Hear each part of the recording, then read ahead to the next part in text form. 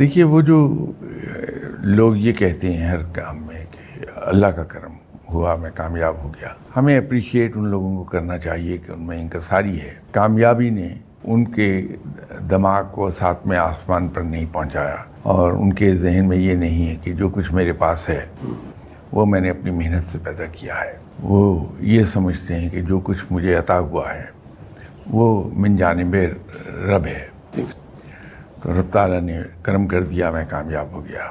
لیکن جیسے آپ نے خود فرمایا کہ یہ کاز اینڈ ایفیکٹ کی دنیا ہے، یہاں کہیں نہ کہیں کوئی ایک آپ کو وجہ ملے گی کسی کی کامیابی کی.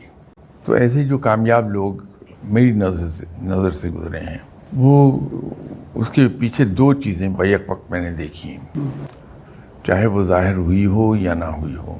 ایک تو یہ ہے کہ سخت محنت ہے ان کی، کہ انہوں نے تندہی کے ساتھ، اور خاص طور پہ جب وہ ٹیک آف پوائنٹ پر تھے تو پوری تندہی کے ساتھ انہوں نے اس پہ محنت کی ہے. اس کے ساتھ ساتھ کچھ لوگ ظاہر اور کچھ پوشیدہ طور پہ جو کچھ اللہ تعالیٰ ان پہ فضل کر رہا ہوتا ہے اس میں اپنے ان بھائیوں کو حصے دار بناتے ہیں جو اتنے زیادہ فارچونیٹ نہیں ہیں دنیاوی وسائل کے لحاظ سے.